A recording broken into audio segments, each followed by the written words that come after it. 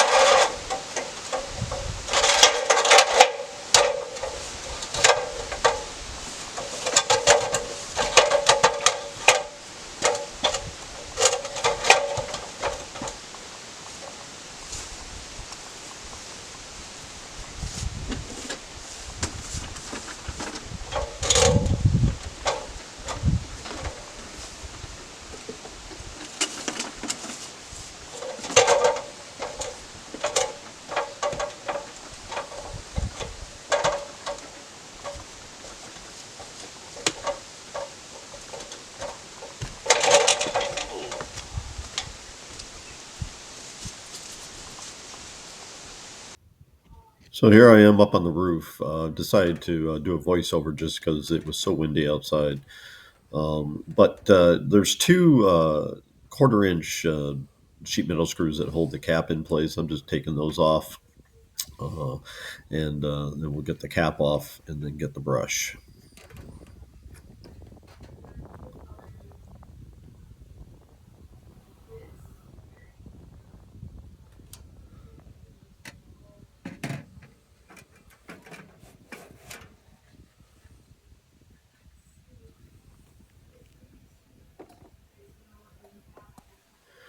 So there's the brush going down, starting down the flue. It's a 6-inch brush. I believe they come in different diameters, based on the size of your flue.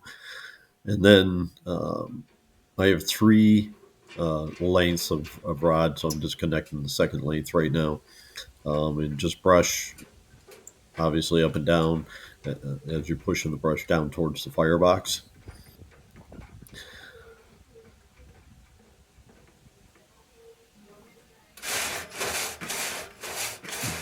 Just simply an up and down motion.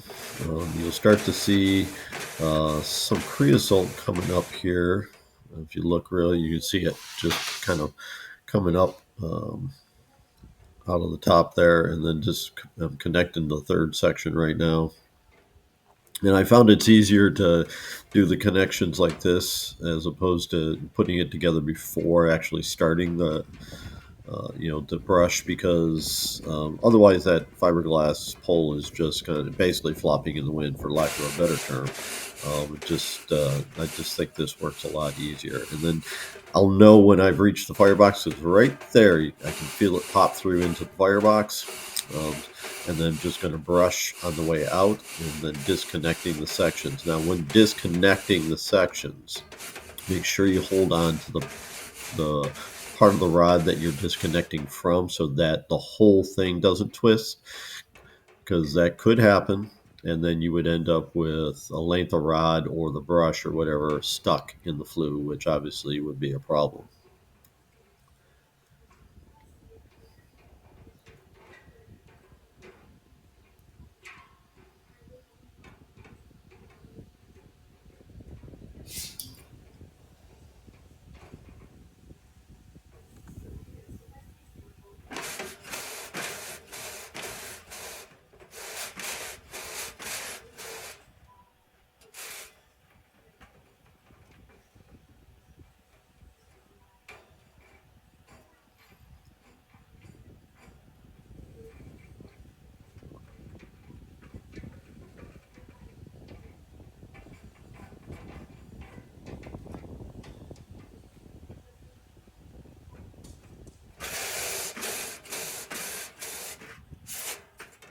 And there comes the brush out, and we're done. So now I'm going to just grab the chimney cap and a hand wire brush, and I'm just going to clean that up because that can get gunked up with creosote. This actually wasn't too bad when I was doing this because we have not used the fireplace a whole lot in the last year. But just gave it a quick scrape just to get any loose pieces out. And then just popping that back in place. And I actually have a mark on the front of it so I know which way it lines up, so the screw holes line up.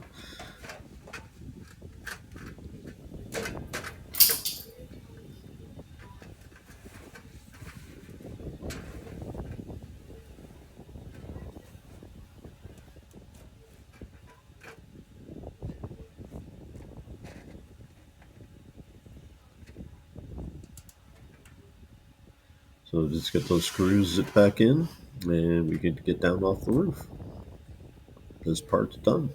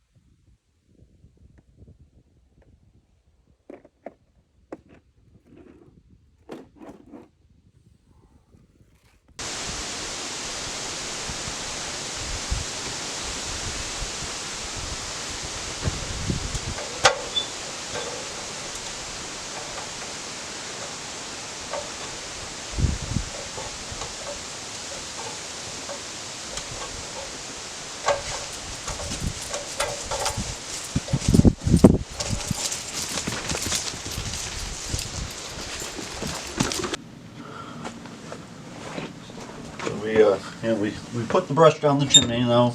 I want to clean this glass. We have glass cleaner, and this just pops off like that. We're going to take it outside and clean it.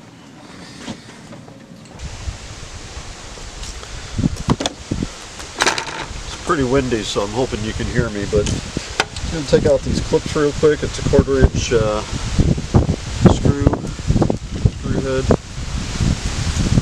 Pop those out. Starting to mist a little bit here on a November, I'm getting ahead of myself, October day. Thinking about hunting season apparently.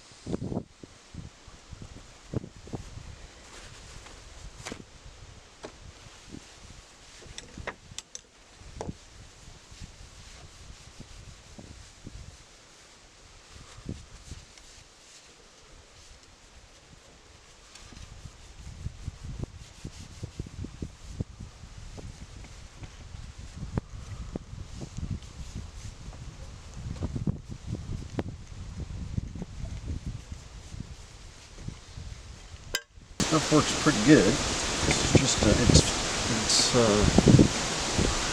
just a glass cleaner that's designed for this particular task. It takes that creosote off there actually really well. Some of these spots are a little bit. It's not going to be perfect, but clean.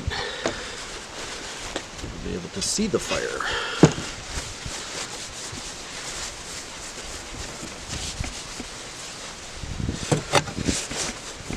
We'll clean both sides. But definitely want to get this side done.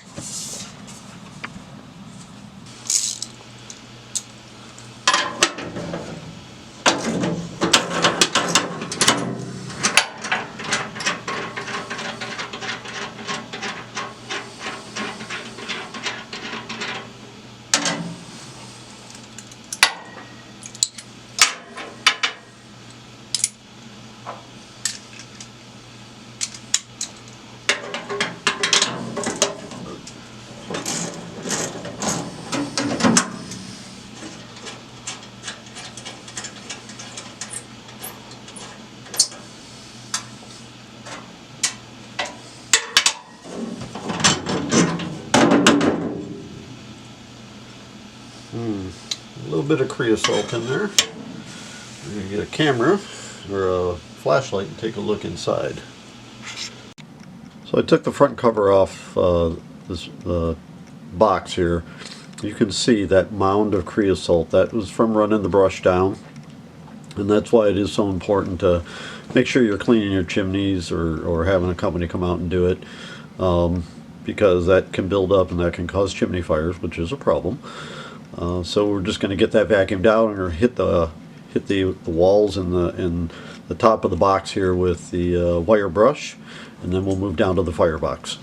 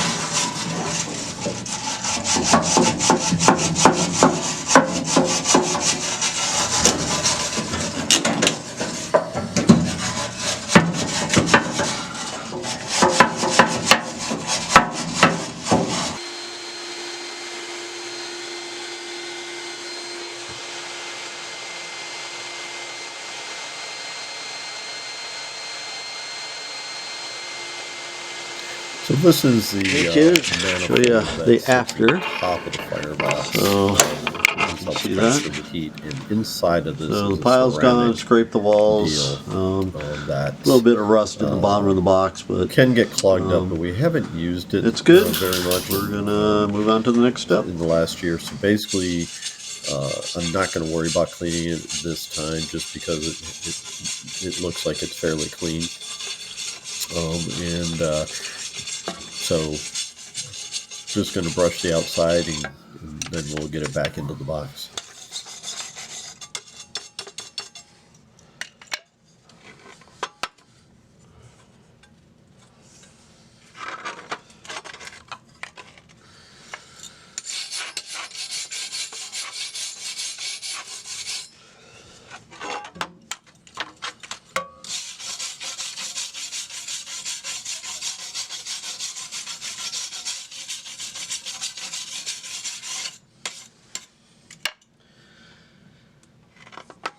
this steel right here, the ceramic,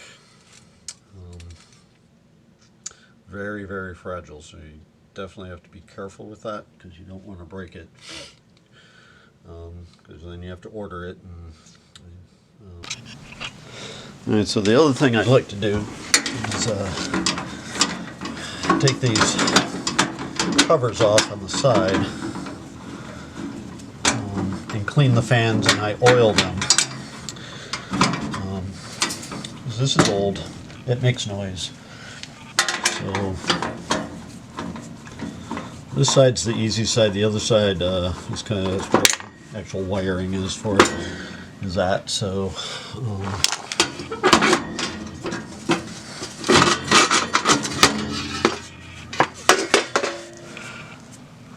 it's not too bad in here, just but you can see where there's some dust. So I have to go one size up. Two.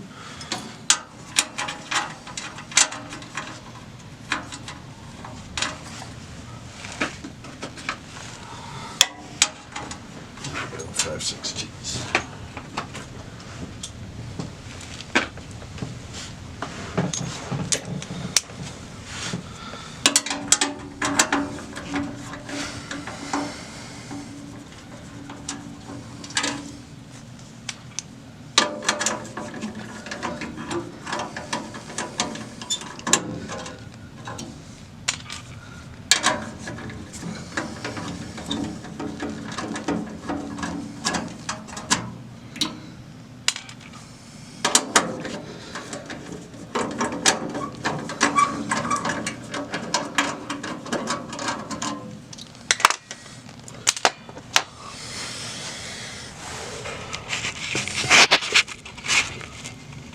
So the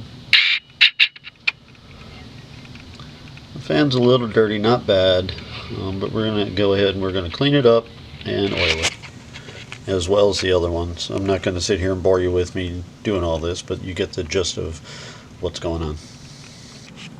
I got the first side down. I'm going to do the second side now. This is the trickier side because, again, this is where all the electronics is as far as the wiring and stuff, so it gets it's a little harder to do. Same thing, just 2/4 inch metal zip screws that hold this in place. This just kind of sort of comes out. Maybe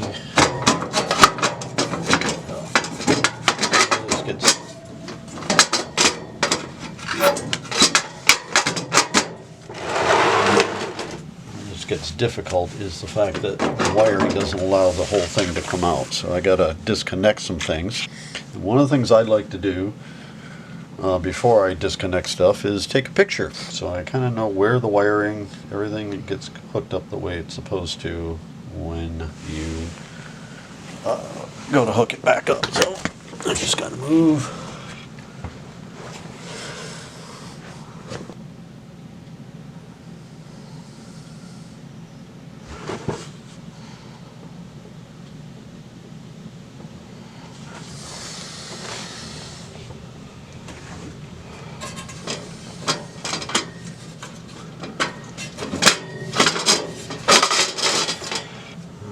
On the other side. Now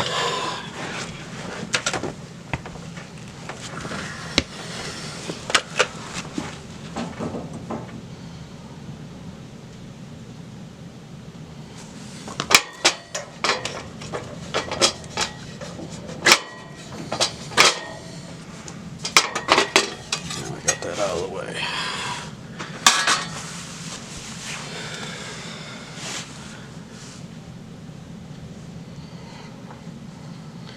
Well, like I said, just taking that picture, and then you have a reference to go back to when you go to put everything back together. So we're going to get this taken apart, and I'll be back with you. So I got the whole piece. It's set up a little bit differently. But I got everything cleaned, oiled. I'm going to put it back in place. I got to run a couple of wires through the backing thing there that hooks into a manifold or whatever, not manifold, but a component in there, and just screw everything back together, plug it in. Everything should be working, and it should be a lot quieter. This thing does unfortunately tend to get a little noisy towards the during the year, but it's a necessary thing, and we love this because it works so well. And there she is, all put together, all nice and clean, ready to go for the year. As quiet as it's ever been. My lovely bride has officially said that, so that's a good thing. Who knows, maybe later we'll light up a little fire. Right? Hey everybody, I hope that you found the video enjoyable and informative. A couple things to note. I didn't show oiling the fan spindle. Basically just use a few drops of 3-in-1 oil to do that, and I also didn't show actually cleaning out the firebox. And basically I scraped down the walls just like I did with the other pieces and parts, and just vacuumed it all out. But anyway, again, I hope you found this informative, and we would hope that you would hit the like, subscribe, and notification bell, and we look forward to seeing you in the future. And everybody, please have a blessed day.